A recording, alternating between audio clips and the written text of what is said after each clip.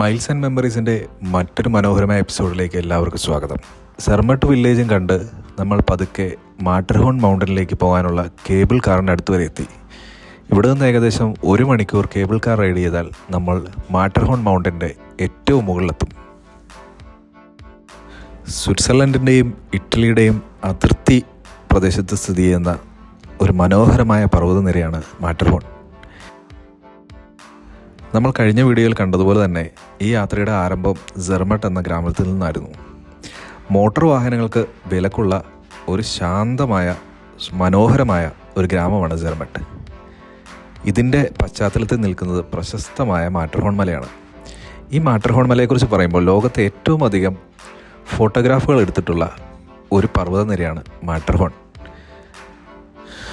നമ്മൾ ഏകദേശം 1600 മീറ്ററിൽ നിന്നും 3883 മീറ്റർ ഉയരത്തിലേക്ക് ഉള്ള കേബിൾ കാറിലാണ് ഇപ്പോൾ ഇരിക്കുന്നത്.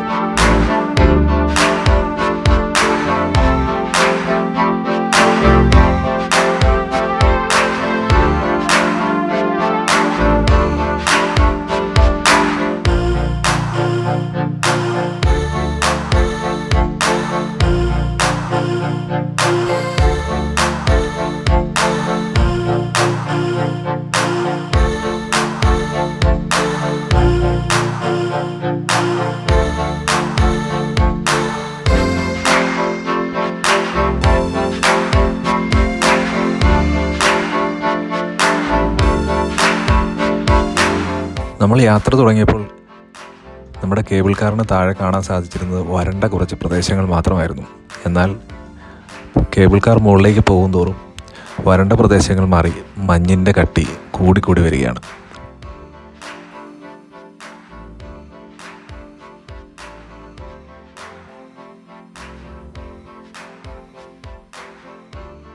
താഴെ കാണുന്ന മഞ്ഞിന് കട്ടി കൂടിക്കൊണ്ടിരിക്കുകയാണ്.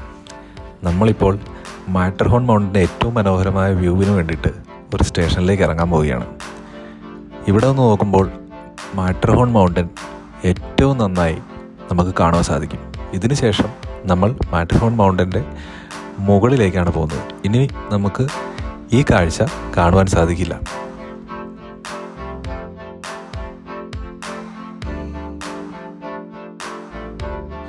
നിങ്ങൾ പല ഫോട്ടോയിലും വീഡിയോയിലും കണ്ടിരിക്കുന്ന മാറ്റർഹോൺ പർവ്വതനിരയുടെ ഏറ്റവും വ്യക്തമായിട്ടുള്ള ചിത്രമാണ് നമ്മളിപ്പോൾ കാണുന്നത്. ഈ ഒരു സ്റ്റേഷനിൽ ഇറങ്ങിക്കഴിയുമ്പോൾ തന്നെ കാണുന്നത് ഒരു വലിയ ഫോട്ടോ ഫ്രെയിമാണ്.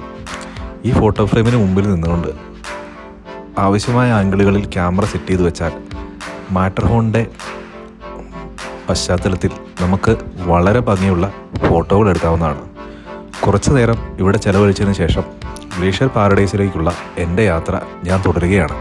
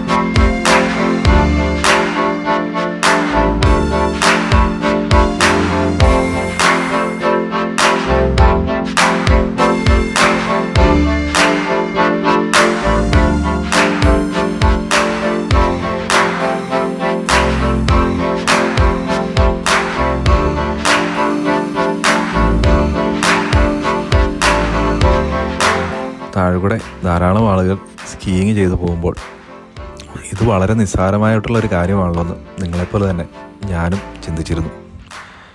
ഏകദേശം 3 വർഷങ്ങൾക്ക് മുമ്പ് റഷ്യയുടെ അതിർത്തിയിലുള്ള ജോർജിയ എന്ന രാജ്യത്തേക്ക് പോകുവാനായിട്ട് സാധിച്ചു. വളരെ നിസ്സാരമായ സ്കീയിങ് എന്നാലൊന്ന് പരീക്ഷിച്ച് കളയാം എന്ന് ഞാനും കരുതി. അതിനായി സ്കീയിങ്ങിനുള്ള സാധനങ്ങൾ വാടകയ്ക്കെടുത്ത് പതുക്കെ മഞ്ഞിലേക്ക് ഞാനും ഇറങ്ങി. 100 മീറ്റർ പോകുന്നതിന് മുമ്പ് 3 തവണ തലകുത്തി മറിഞ്ഞ് വീണതിന് ശേഷം ആ ശ്രമം ഞാൻ ഉപേക്ഷിച്ചു. വാടകയ്ക്കെടുത്ത സ്കീയിങ് സാധനങ്ങൾ തിരിച്ചു കൊടുക്കാനായി എത്തിയപ്പോൾ എൻ്റെ മുമ്പിലൂടെ 7-8 വയസ്സുള്ള ചെറിയ കുട്ടികൾ വളരെ വളരെ നിസ്സാരമായി സ്കീയിങ് ചെയ്തു പോകുന്നത് കാണാൻ സാധിച്ചു. മനസ്സിൽ വളരെയധികം ബഹുമാനവും എന്നാൽ അതിലധികം അസൂയമായി ആ സ്ഥലത്ത് നിന്ന് തിരിച്ചു പോരേണ്ട വന്നു.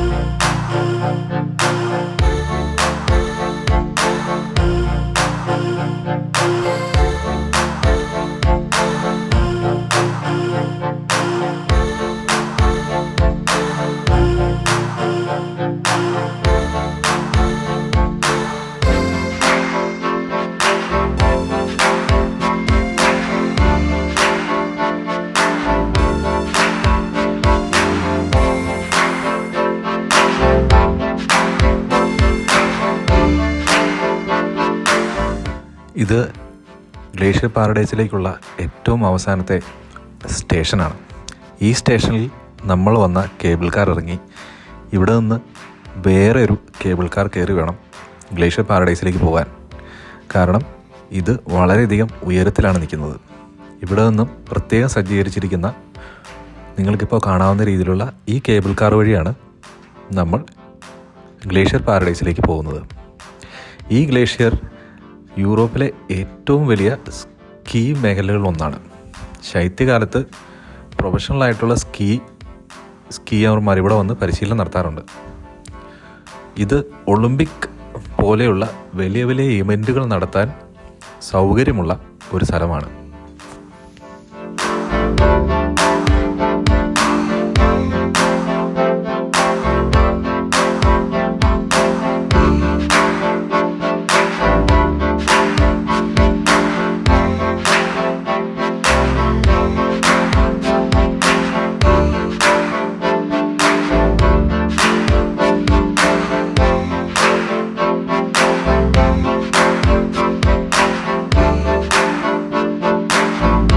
നമ്മളിപ്പോൾ കേബിൾ കാർ ഇറങ്ങി പതുക്കെ കൂടെ വന്ന ആൾക്കാരുടെ കൂട്ടത്തിൽ നടക്കുകയാണ്. ഇവരുടെ പ്രധാനമായ ഉദ്ദേശം സ്കീയിങ് ആണ്. അതുകൊണ്ട് ഈ സ്കീയിങ് തുടങ്ങുന്ന ഒരു സ്ഥലം ഒന്ന് കാണണമെന്ന് എനിക്കൊരാഗ്രഹമുണ്ട്. ഇവരുടെ കൂടെ പതുക്കെ ഞാനും നടക്കുകയാണ്.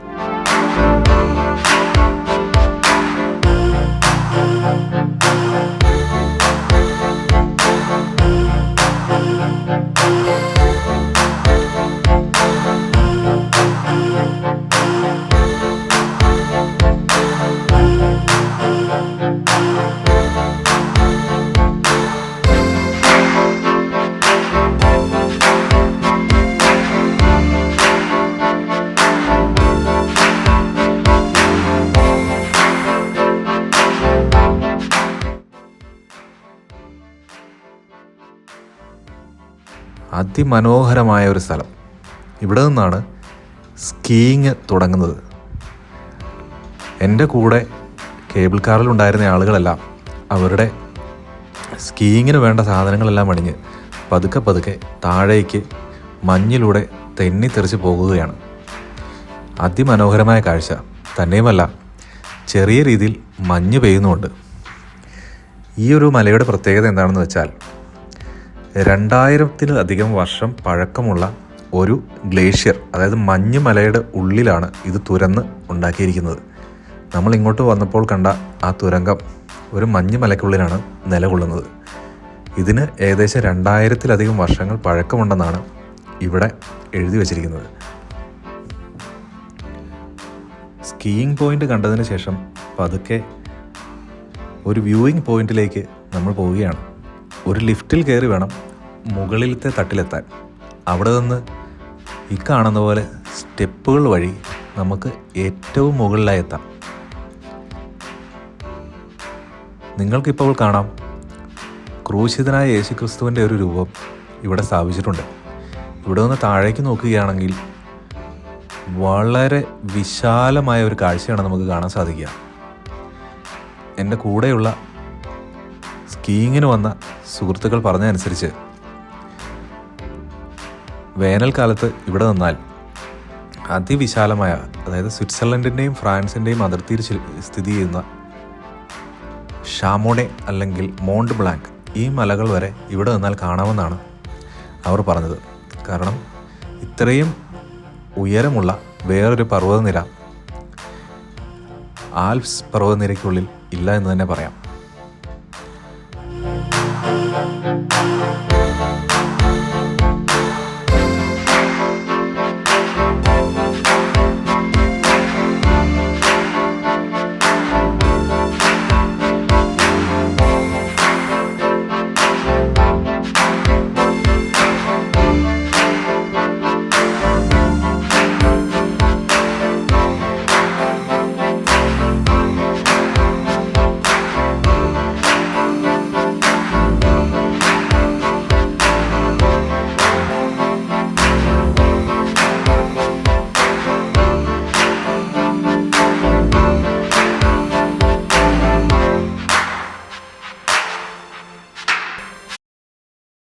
ഇവിടെ അധിക നേരം നിൽക്കാൻ സാധിക്കില്ല എന്നെനിക്ക് തോന്നുന്നു. ചെറുതായി ശ്വാസം മുട്ടാൻ തുടങ്ങിയിട്ടുണ്ട്. അതുകൊണ്ട് പെട്ടെന്ന് തന്നെ താഴേക്ക് ഇറങ്ങാൻ ഞാൻ തയ്യാറെടുത്തു. ഇനി കേബിൾ കാർ വഴി സെർമട്ടിലേക്കാണ് പോകുന്നത്.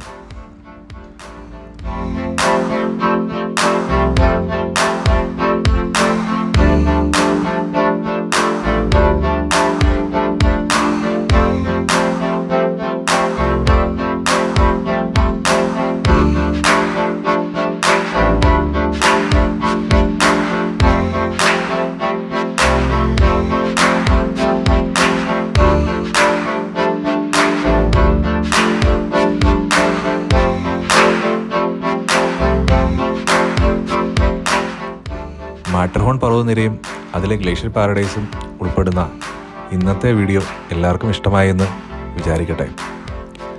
അപ്പോൾ പുതിയൊരു വീഡിയോയുമായി വരുന്നതുവരെ നമുക്ക് യാത്രകൾ തുടരാം, ഓർമ്മകളായി ഉറക്കാം.